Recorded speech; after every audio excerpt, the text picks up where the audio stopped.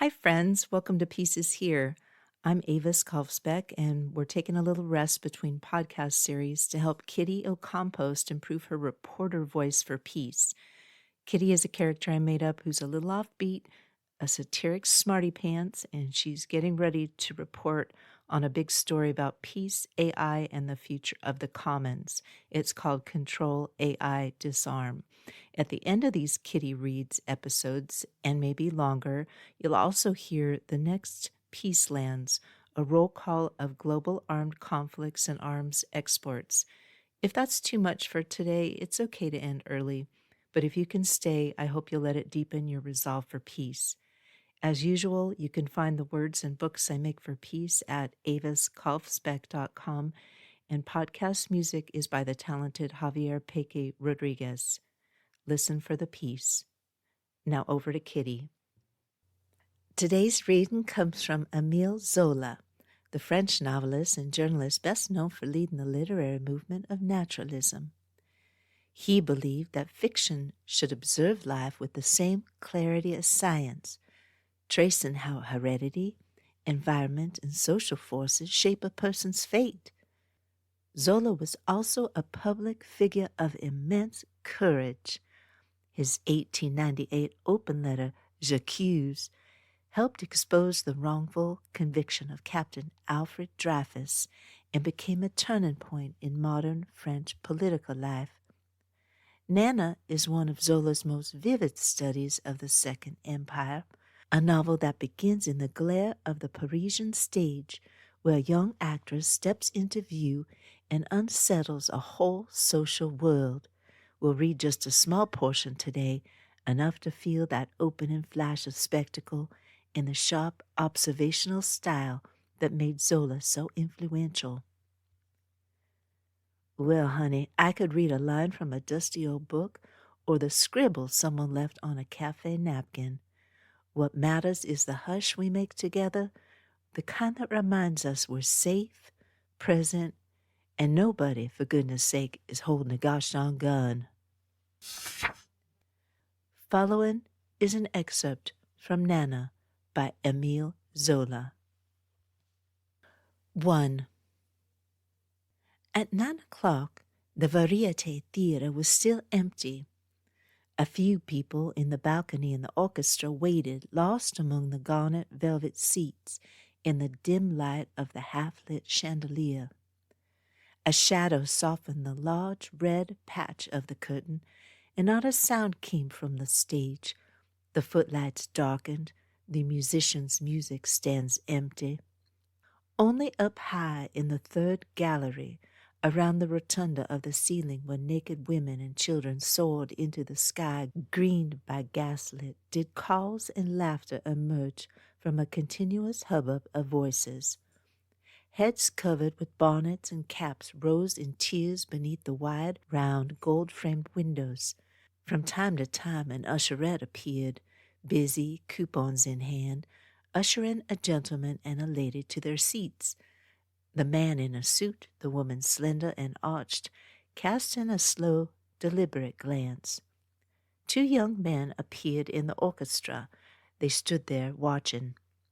"What I was saying, Hector," cried the older man, a tall boy with a small black mustache, "we've come too early. You could have let me finish my cigar." An usherette was passing by. "Oh, Mr. Fauchery," she said familiarly, "it won't stop for another half-hour." "So why are they posting for 9 o'clock?" murmured Hector, whose long, thin face took on an offended look. "This morning Clarice, who's in the place, swore to me again that we'd start at 9 o'clock sharp." For a moment they were silent, raising their heads, searching the shadows of the boxes. But the green wallpaper only darkened them further. Below, under the gallery, the boxes were plunged into complete darkness. In the balcony boxes, there was only a large woman sprawled on the velvet footlights. To the right and left, between tall columns, the proscenium arches remained empty, draped in long fringed valances. The white and gold auditorium, highlighted with soft green, faded into the background as if filled with a fine dust by the short flames of the large crystal chandelier. "Did you get your opening act for Lucy?" asked Hector. Yes, replied the other, but it wasn't without difficulty. Oh, there's no danger of Lucy coming too early. He stifled a slight yawn. Then, after a silence, you're lucky, you who haven't seen a premiere yet. The Blonde Venus will be the event of the year. It's been talked about for 6 months. Ah, my dear fellow, music, a dog. Bordenov, who knows his stuff, saved that for the exposition. Hector listened intently. He asked a question. And Nana, the new star, who is supposed to play Venus, do you know her? Come on, here we go again. It's going to start all over again, cried Fauchery, throwing his arms in the air. Since this morning I've been bombarded with Nana. I've met more than 20 people, and it's Nana this and Nana that. How am I supposed to know? Do I know all the girls in Paris? Nana is one of Bordenav's inventions. That must be something. He calmed down, but the emptiness of the room, the dim light from the chandelier, this church-light atmosphere filled with whispering voices and the banging of doors irritated him.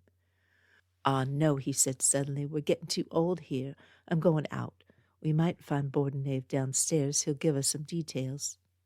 Downstairs in the large marble-paved vestibule where the ticket office was located, the public was beginning to appear.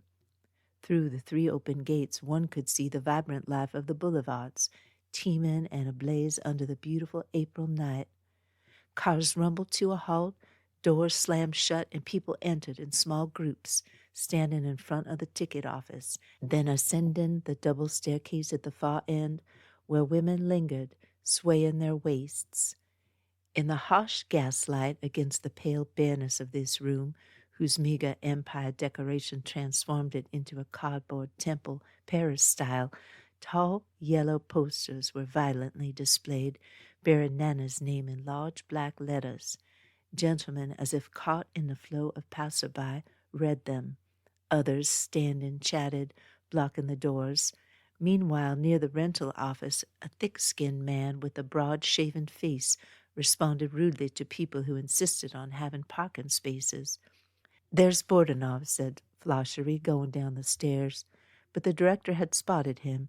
Hey, you're kind, he shouted from afar. So that's how you got me a column. I opened Le Figaro this morning. Nothing. Wait a minute, replied Fauchery. I need to know your Nana before I talk to her. Besides, I didn't promise anything.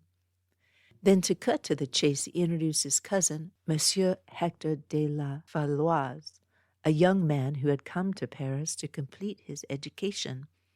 The director sized the young man up with a glance, but Hector was examining him with emotion.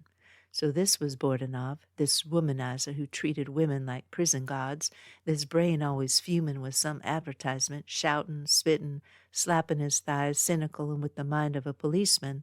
Hector thought he might find a kind word. Your theater, he began in a flute-like voice. Bordenov interrupted him calmly with a blunt word like a man who likes frank situations. Tell me my mess. Fauchery gave an approving laugh, while La Valoise remained with the compliment choked in his throat, quite shocked, trying to appear to savor the word. The director had rushed off to shake hands with a drama critic whose serial novel was very influential. When he returned, La Valoise was still recovering. He was afraid of being called a provincial if he appeared too taken aback. I was told, he began again, determined to find something, that Nana had a delightful voice. She, exclaimed the director, shrugging his shoulders, a real syringe. The young man hastened to add, besides, she's an excellent actress. Her, a package. She doesn't know where to put her feet or her hands. La Valoise blushed slightly. He no longer understood. He stammered, I wouldn't have missed tonight's premiere for the world. I knew your theater.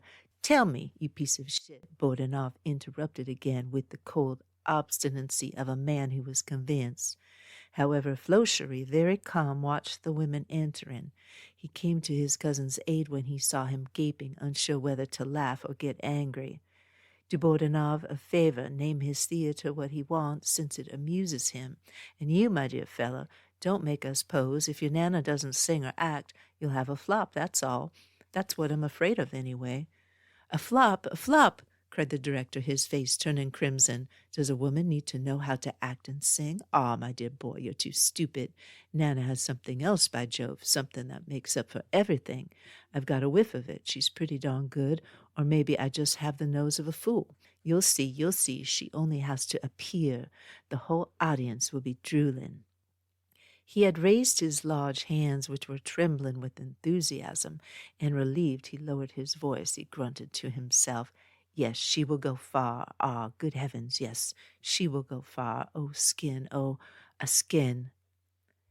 Then, as Flochery questioned him, he agreed to give details with a crudeness of expression that embarrassed Hector de la Valoise. He had known Nana, and he wanted to launch her career. He was actually looking for Venus at the time. He didn't bother with the woman for long. He preferred to let the public enjoy her right away. But he was having terrible trouble at his theater, which the arrival of this tall girl was revolutionizing. Rose Mignon, his star, a fine actress and an adorable singer, threatened every day to abandon him, furious, sensing a rival. And as for the poster, what a mess, good heavens. Finally, he had decided to put the names of two actresses in letters of equal size. He didn't want to be bothered. Well, one of his little women, as he called them, Simone or Clarice, didn't walk in the right direction. He gave her a good kick in the backside. Otherwise, there was no way to make a living. He sold them. He knew what they were worth. Thank you for listening and allowing me to practice Kitty's reporting voice for the big story ahead. Control AI disarm. Now stay with me a few minutes longer if you're able for the Next Peacelands.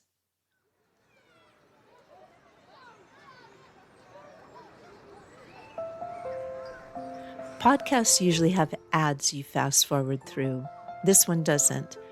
Instead, I invite you to pause here just for a few minutes and listen with an open heart, not to memorize the numbers, not to analyze the politics. As I read each conflict, I'll say aloud, peace is here. You're welcome to say it with me or just think it quietly. If you'd like to read, sing, or paint your own version of the Next Peacelands, or tell me how to say peace is here in your language, I'd love to hear it. This is the Next Peacelands. Not for doom and gloom, not for pity or sadness, we speak and we listen to these geographic locations of wars and the numbers of deaths of human souls to help put the great disarmament, the period in which we live now, and peace at the forefront of our daily consciousness and actions. Following are the major and minor armed conflicts, each with over 1,000 deaths in the current year, based on the data available as of December 2025. Russo-Ukrainian war since 2014, 400,000 cumulative fatalities, 69,177 deaths year-to-date. Peace is here. Arab-Israeli conflict since 1948, 263,000 cumulative fatalities, 25,100 deaths year-to-date. Peace is here. Sudanese conflicts since 2008, 1,400,000 cumulative fatalities, 19,867 deaths year-to-date. Peace is here. Islamist insurgencies in the Maghreb Sahel since 2002, 464,000 cumulative fatalities, 19,069 deaths year-to-date. Peace is here. Myanmar conflicts since 1948, 199,000 cumulative fatalities, 13,411 deaths year-to-date. Peace is here. Mexican drug war since 2006, 417,000 cumulative fatalities, 7,790 deaths year-to-date. Peace is here. Congolese conflicts since 1996, 211,600 cumulative fatalities, 6,860 deaths year-to-date. Peace is here. Ethiopian civil conflict since 2018, 610,000 cumulative fatalities, 5,563 deaths year to date. Peace is here. Somali civil war since 1991, over 1 million cumulative fatalities, 9,872 deaths year to date. Peace is here. Syrian conflict spillovers since 2011, 656,000 cumulative fatalities, 7,745 deaths year to date. Peace is here. Afghan conflict since 1978, 2,800,000 cumulative fatalities, 3,632 deaths year to date.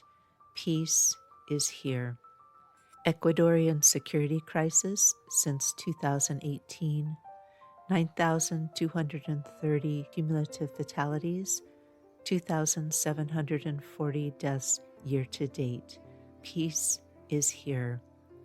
Yemeni civil war crisis since 2011, 382,000 cumulative fatalities, 2,598 deaths year to date. Peace is here.